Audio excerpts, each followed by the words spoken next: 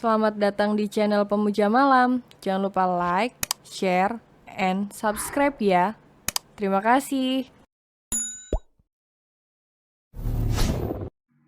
Chapter 48.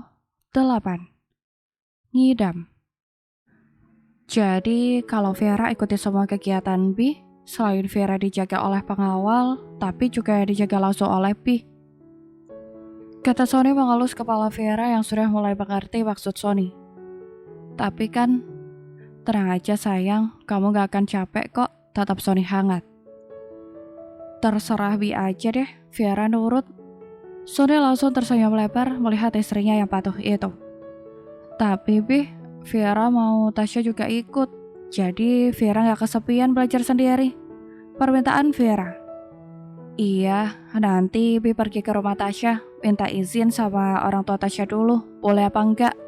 Kata Sony, sekarang tidur ya cantik, istirahat biar kamu gak lelah.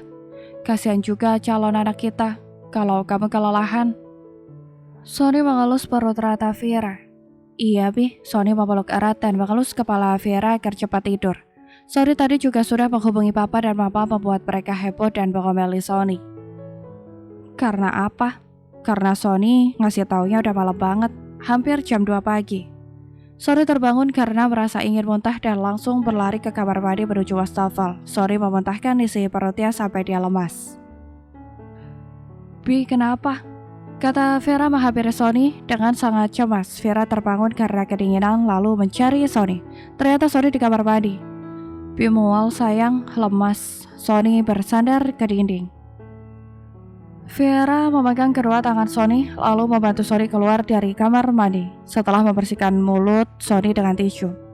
Hati-hati Bi, Vera kembali membawa Sony ke ranjang. Sony duduk bersandar ke kepala ranjang dengan sangat lemas. Vera menyelimuti kaki Sony. Bi, tunggu di sini ya, Vera bikinin teh hangat sebentar. Izin Vera lalu keluar setelahnya Vera kembali masuk berdiri di dekat Sony, meletakkan teh hangat yang dibawanya di nakas. Sony langsung duduk di tepi ranjang dan memeluk Vera yang berdiri di depannya, membenamkan wajahnya di perut Vera. Papa gak sanggup kalau harus muntah terus nak, Papa gak kuat kalau Sony pada anaknya karena jujur saja, rasanya sangat lemas dan menyiksa setelah muntah. Vera malah terkekeh sambil mengelus kepala Sony yang bersandar padanya. Jahat kamu, kata Sony merajuk. Minum tehnya dulu ya Bi, biar perut Bi enakan, kata Vera yang masih berdiri mengelus kepala Sony yang memeluknya. Sony meminum beberapa teguk teh hangat, membuat perutnya lebih enakan dari tadi. Vera juga kembali berbaring di sebelah Sony. Menatap Sony yang masih duduk bersandar ke sandaran ranjang. Bi tidur lagi yuk, Vera ngantuk, ajak Vera memegang tangan Sony. Bi lapar sayang. Kata Sony mengelus perutnya. Setelah muntah Sony merasa sangat lapar. Bi mau makan, tanya Vera langsung duduk menghadap Sony. Iya, kata Sony menunduk. Ya udah, yuk makan, kata Vera lagi yang sudah berdiri mengulurkan tangannya pada Sony. Tapi Sony menatap Vera iba. Tapi apa? Kata Vera heran. Bi mau makan bakso. Yang diinginkan Sony pasti bukanlah bakso kemasan, tapi bakso yang dijual orang di pinggiran jalan dan Vera juga sadar akan hal itu. Bi, sekarang kan baru jam 2 pagi. Mana ada orang jualan bakso? Kata Vera memberitahu hal yang sudah dengan pasti juga Sony ketahui. Tapi Bi mau makan bakso sayang. Rengek, Sony membayangkan semangkok bakso yang sangat menggugah selera, apalagi kalau ditambah topping kerupuk. Jika tadi Sony yang menatap Vera iba, sekarang justru sebaliknya. Vera yang iba melihat Sony pasti suaminya itu ngidam. Ya udah, kita cari ya Bi, kata Vera tersenyum menatap Sony. Beneran sayang, kamu mau nyari, kata Sony berbinar. Iya, mungkin di resto yang buka 24 jam ada Bi, kita cari ke sana ya. Jelas Vera membuat Sony langsung memeluk Vera dengan erat saking senangnya. Ayo, Vera mengambil jaket mereka.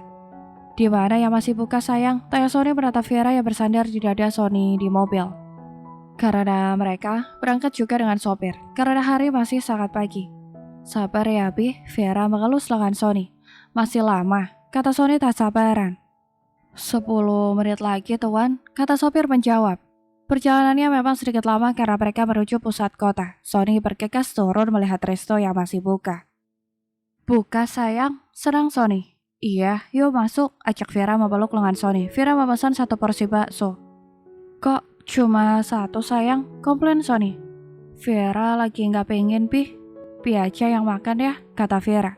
Vera menatap sambil terus tersenyum melihat Sony yang makan dengan sangat lahap. Ayo, ikutan makan enak sayang, kata Sony menyuapi Vera dan sangat berharap Vera mau. Akhirnya Vera memakan suapan yang diberikan Sony. Seminggu sudah berlalu, selama itu pun Sony selalu membawa Vera di segala aktivitas dan kegiatannya. Menjaga dan memenuhi semua keinginan dan sesuatu yang dibutuhkan Vera. Beberapa hari ini Sony sudah seperti biasa, tidak lagi banyak maunya dan kembali ke versi lamanya. Mungkin seperti kata dokter di awal, sepertinya Sony hanya mengalami kehamilan simpatik di awal saja. Hanya saja sekarang itu berpindah pada Vera yang semakin hari semakin nakal dan jahat saja, apalagi mulut pedasnya. Namun kadang bukan tanpa alasan Vera bermulut pedas. Ikut dalam setiap kegiatan yang Sony jalani membuat Vera banyak bertemu dengan orang-orang baru. Namun tak semua bersikap baik pada Vera. Banyak dari istri maupun anak dari para rekan bisnis Sony yang secara terang-terangan memojokkan Vera. Di tengah orang banyak seperti hari ini. Vera ikut bersama Sony dan Ditya untuk makan siang di sebuah restoran bintang 4. Sekaligus menghadiri pertemuan dengan para rekan dan kolega bisnis Sony. Vera berjalan anggur di tengah antara Sony dan Ditya memasuki ruangan VIP di dalam restoran mewah itu. Ternyata semua rekan dan kolega sudah hadir. Dan banyak dari kolega yang membawa serta anak dan istri mereka. Karena ini bukanlah sebuah acara yang terlalu formal. Maaf, kami terlambat. Sony langsung menyampaikan permintaan maaf ya. Karena sudah membuat mereka semua menunggu. Tidak apa-apa Tuan Wilson, silakan duduk, kata seseorang di antara mereka mempersilahkan. Sony menarik kursi untuk Vera duduki dengan sangat romantis walaupun di tengah banyak orang. Duduk sayang, lembut Sony tersenyum hangat pada Vera, membuat banyak orang yang juga berada di sana baper, namun tak sedikit juga yang marah dan kesal. Sebagai seorang pebisnis yang kaya, tampan, dan harismatik, tentunya Sony banyak sekali digilai oleh para wanita pecinta harta dan tahta. Bahkan ada dari beberapa kolega bisnis Sony yang menjodohkan Sony dengan anaknya. Vera duduk di tengah Sony dan Ditya. Jika Sony sibuk berbicara dengan para koleganya, lain hal dengan Ditya dan Vera, kedua insan yang sudah mirip kakak beradik itu malah sibuk berbisik-bisik dan saling terkekeh berdua. Om, kok Vera yang gerah ya, lihat bajunya, bisik Vera pada Ditya. Mereka sama-sama meratap banyak para anak kolega bisnis Sony yang rata-rata berpakaian seksi dan ketat. Apalagi yang memakai mini dress. Ih, Om Ditya jadi pengen ya lihatnya. Tuduh Vera membuat Ditya langsung minder.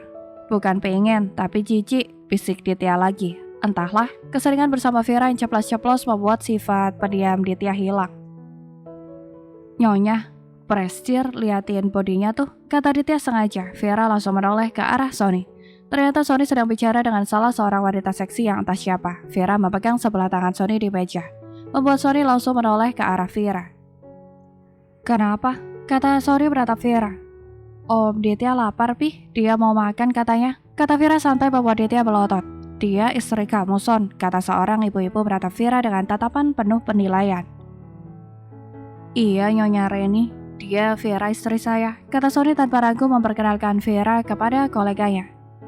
Sila pikir istrinya Tuan Ditya, soalnya mereka mesra banget, kata seorang wanita yang duduk di sebelah Nyonya Reni itu. Entah anaknya atau bagaimana, dengan sengaja seolah memancing konflik antara Sony dan Vera. Dia kan kakakku, wajar dong mesra. Apakah mesra dengan kakak itu suatu hal yang tabu? Enggak kan? Kata Vera dengan santainya, membuat Sheila merasa terpojok di tengah banyak orang. Nyonya Reni dan suaminya menatap Vera dengan perasaan kesal. Berani-beraninya, anak kecil itu memojokkan anak mereka di tengah banyak orang. Apa kau cemburu, Prestir? Kekeh, Ditya sengaja, dia belum puas rasanya. Aku percaya pada istriku, apalagi pada saudaraku, jawab Sony mantap, membuat semua orang terdiam. Para pelayan resto sudah selesai menghidangkan makanan. Mereka semua mulai makan sebelum memulai acara mereka. Mereka semua makan bersama dalam satu meja. Sony memotong daging stik di piringnya menjadi potongan-potongan kecil. Ini sayang, Sony memberikan stik yang sudah dia potong pada Vera dan mengambil piring stik di depan Vera yang belum dipotongnya. Makasih, Bi, kata Vera tersenyum. Iya, makanlah, kata Sony begitu romantis mengelus kepala Vera yang sudah mulai makan. Sony kembali memotong daging stik di depannya lagi. Untukku, Prestir, manja Ditya membuat Dava yang duduk di sebelah Ditya terkekeh. Kau cemburu, bro, kekeh Dava, teman Sony dan Ditya. Hehe. Ditya juga malah terkekeh. Bukan cemburu, tapi iri, kata Vera dengan jahatnya. Bahkan mulut pedasnya sanggup menembus hati beberapa wanita yang sedari tadi menatap tak suka, bahkan marah pada Vera. Emang gak mampu, kata Dava dengan santainya. Dia juga sadar siapa yang disindir Vera. Diamlah, makan dulu, kata Sony memberikan stik yang juga sudah dia potong pada Ditya. Makasih saudara yang paling baik, senyum Ditya senang dan mulai makan stik itu.